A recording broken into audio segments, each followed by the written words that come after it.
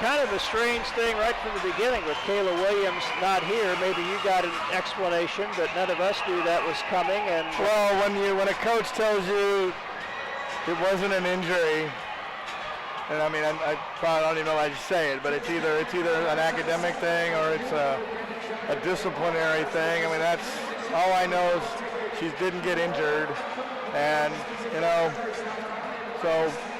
Or maybe it's a family, you know, I mean, who knows, but she didn't get injured. And numbers were pretty consistent all night. They were minus 069, 026, 081. You were 500, 524, 469. That's as good a line on either side as you've had this year. And, you know, even though 6 wasn't here and that part of the scouting report clearly was changed, I'm just telling you that I was very happy with how we, you know, how we executed the way we prepared. We prepared and executed and did a good job on 9. I'm sorry, I didn't even know her last name was Peterson. I was actually, you know, 13 was busy tonight. You know, 13 was getting about 4.2 swings a game, and she comes out at almost 5 swings a game. We kind of adjusted there and did a nice job. Real happy for Michaela, 7 on 18. You know, Alex continues just to, whether she's left or right, never makes an error. 7 on 15. Abby was Abby.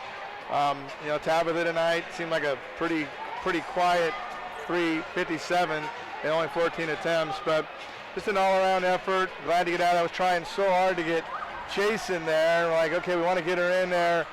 Oh, now there's only 1 row and we got to sub her back out. All right, well then we go on a 6-point run. We couldn't get her in there in the end of the second game. Couldn't get her in there at the end of the third. But Chase Jackson has really been coming on strong in practice, and we're just we're right there with Chase and real excited, and just didn't get a chance to get her in tonight. And something that we've talked about even recently, I think, is sometimes you don't want completely even distribution. If somebody's really hot and they're not stopping it, in the first set that was Abby, but it kind of ended up being Emily was going to whoever was hot or open, and you did have some nice even distribution and everybody with nice percentages tonight. Well, and Sean did a nice job, you know, of trying to pick up on what they were trying to do, and if people are going to get in there and try to touch Abby, then it just stands to reason there's a few opportunities outside of that, and you know, Alex and Michaela took advantage of that, and you know, hey, Emma Wright, first match back, while it was just 3 attempts, and it wasn't the game plan, believe me, to play that way.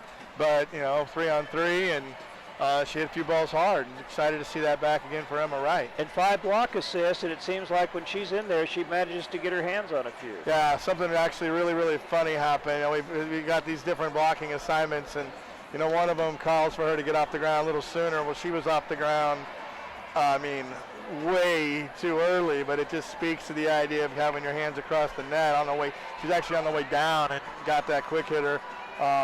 It's just I'll actually show the girls. I'm like, well, this is what this situation actually can produce. It was a bit of a mistake on Emma's part, but at the end of the day, you know, her hands were where they would have needed to be. I would just say it was a little too soon, but kind of a teachable moment right there for both sides of the coin on that one.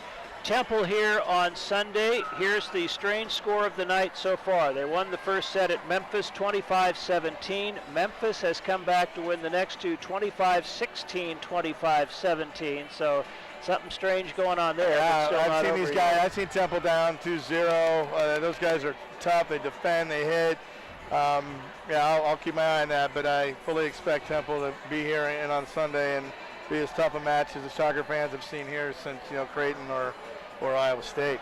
Also, just wanted to mention, and you have the distraction of another match to get ready for, but you've got a lot of players back this weekend. I know this is always a fun weekend when the former players come back, and you've built a great program here, not just in terms of accomplishments on the court, but the young women that have gone through it. So I know it's always fun to see that. Well, a couple of years ago, I told Shannon I don't want to know who's here. I literally don't find out, and I can't help it. But when I walked in after Game 3, I saw Allison Sommerhalter, one of my favorite people ever. I got to coach her my first year here. I absolutely love her to death.